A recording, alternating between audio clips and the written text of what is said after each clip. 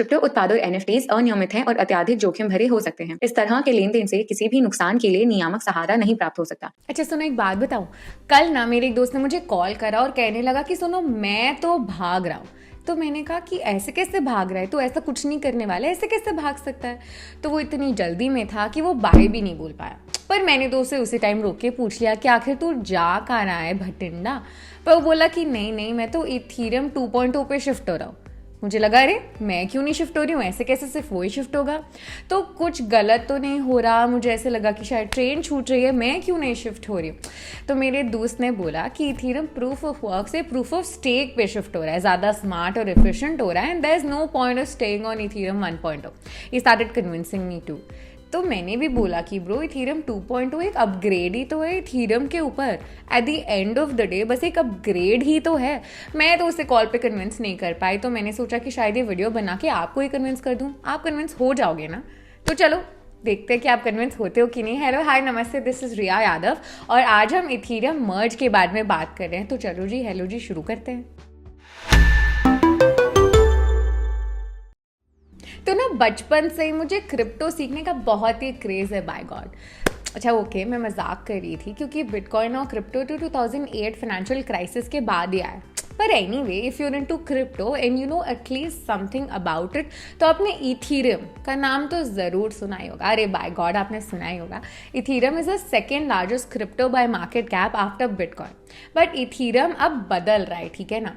हम सब चेंज होते हैं, इथीरियम भी चेंज हो रहा है। अब इथीरियम खुद को अपग्रेड कर रहा है, जिसको पहले इथीरियम 2.0 भी बुलाया जा रहा था। But to avoid any confusion we shall refer to it just like any other upgrade. तो अब आप सोच रहे होंगे कि इथीरियम अपग्रेड आखिर है क्या और इसके अराउंड इतने डिस्कशंस क्यों हो रहे हैं भाई, इतना क्या इंपॉर्टेंट है ये Ethereum.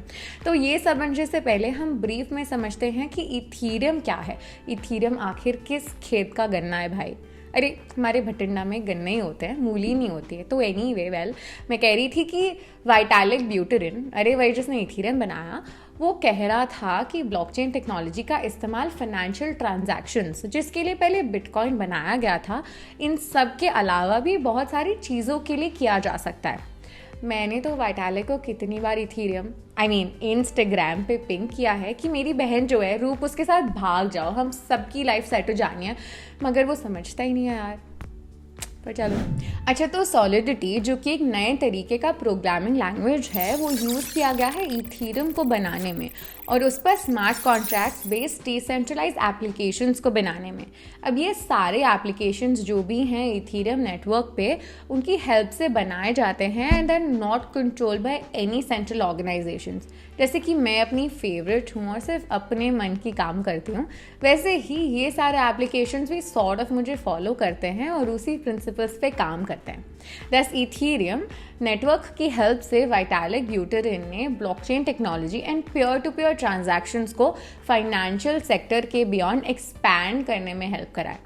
While this video is being shot, more than 80% of the decentralized applications are based on the Ethereum network.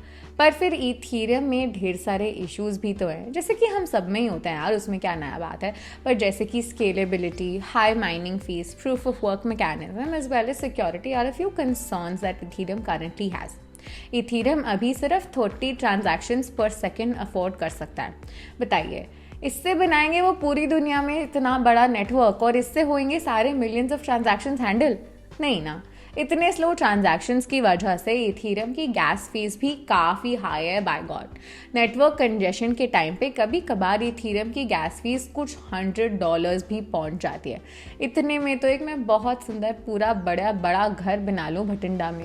अच्छा तो ना मैं आपको बताती हूँ, करंट इथीरियम नेटवर्क के जीवन का सबसे बड़ा स्यापा ये प्रूफ ऑफ वर्क मैकेनिज्म है। इथीरियम नेटवर्क जिस कंसेंसस मैकेनिज्म पर बेस्ड है वो है proof of work. Proof of work, काम करना पड़ता है इनको। इस मैकेनिज्म को रन करने के लिए ढेर सारी एनर्जी की ज़रूरत पड़ती है, क्योंकि इसमें मैथमेटिकल इक्वेशन सॉल्व किए जाते हैं टू वैलिडेट द ट्रांजैक्शंस। हाँ यार, इतना सारा मैथ्स। इसी को रिप्लेस करने के लिए अपग्रेड में proof of stake consensus mechanism introduce किया जा रहा है। इथीरियम की वैसे एक और खामी है जो है सिक्योरिटी। प्रूफ ऑफ वर्क की हेल्प से ब्लॉकचेन को सिक्योरिटी थ्रेट से तभी बचाया जा सकता है जब उसमें ढेर सारे नोड्स हों। Smaller blockchains are vulnerable to attacks in case of proof of work mechanism.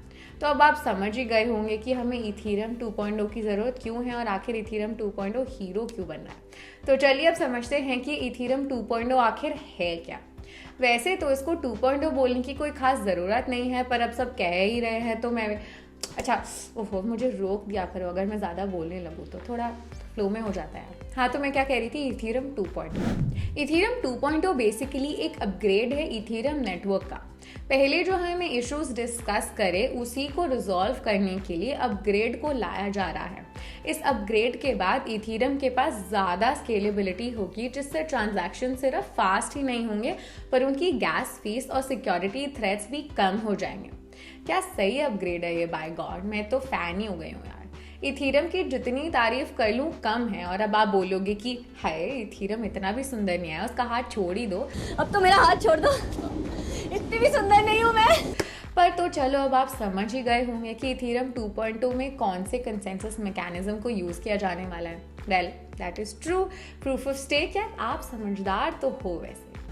अच्छा, तो POS does not require a lot of computational energy like POW does. POS is based on the amount of wealth staked by locking up a certain amount of crypto assets as collateral within the network itself. Ethereum upgrade से Ethereum network में अब sharding भी होगी। तो अब ये sharding क्या है?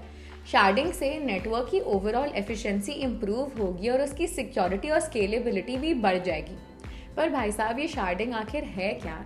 तो वेल शार्डिंग से पूरी ब्लॉकचेन मल्टीपल ब्लॉकचेन्स में स्प्लिट हो जाती है, जिससे simultaneous transactions are made possible which otherwise would have actually occurred consecutively. इससे प्रोसेसिंग पावर मल्टीपल वैलिडेटर्स में डिवाइड हो जाती है एंड हेंस पूरी प्रोसेस और भी ज़्यादा फास्ट हो जाती है। सुपर फास्ट है भाई। अब अगर आप सोच रहे हो कि ये अपग्रेड एक ही दिन में हो जाएगा, तो भाई घर से भागना जितना आसान थोड़ी है यार, टाइम लगता है। इथीरियम नेटवर्क जितना बड़ा है और इतने पूरे सारे चेंजेस हैं, उसमें टाइम लगेगा बहुत ज़्यादा लाने में और बहुत ज़्यादा एफर्ट भी लगेगा। Ethereum is undergoing these changes one step at a time. तो अभी अपग्रेड बहुत सारे फेजेस में हो रहा है and according to reports it should get completed by 2022। हाँ, इसी साल। So we hope now you know everything about Ethereum 2.0 और ये अपग्रेड इथीरियम के लिए कितना ज़्यादा इंपॉर्टेंट है और आखिर है क्यों। Apart from Ethereum many other tokens are undergoing upgrades this year. काफ़ी इंपॉर्टेंट है और बाय गॉड इस साल इतने सारे प्रोजेक्ट अपग्रेड्स हो रहे हैं, मैं कितनी चीज़ों पे ध्यान दूँ, एक ही तो दिमाग है। पर चलो आखिर आपकी हेल्प भी तो करनी है मुझे। अच्छा सुनो, आप इतने में कन्विंस हो गए हो कि मैं और भी ज़्यादा बोलूँ। So that's all for today's video guys. मुझे बहुत मज़ा आया वीडियो शूट करने में और इथीरियम की इस अपग्रेड से उसके प्राइस फ्लक्चुएशंस तो होंगे and we bet as investors you would not want to miss out on this opportunity.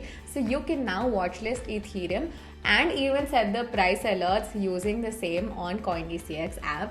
However, please remember ये वीडियो कोई फाइनेंशियल एडवाइस बिल्कुल भी नहीं है। ये वीडियो तो बस हमने आपको एजुकेट करने के लिए बनाया है और किसी भी एसेट में इन्वेस्ट करने से पहले अपनी रिसर्च खुद करें। गीत ऐसे बोल रही है, रिया ऐसे बोल रही है, तो यार प्लीज़ कर लो। Until then, happy researching, keep researching and keep following our YouTube channel and happy investing on the CoinDCX app. Crypto उत्पाद और NFTs अनियमित हैं और अत्यधिक जोखिम भरे हो सकते हैं। इस तरह के लेन देन से किसी भी नुकसान के लिए नियामक सहारा नहीं प्राप्त हो सकता।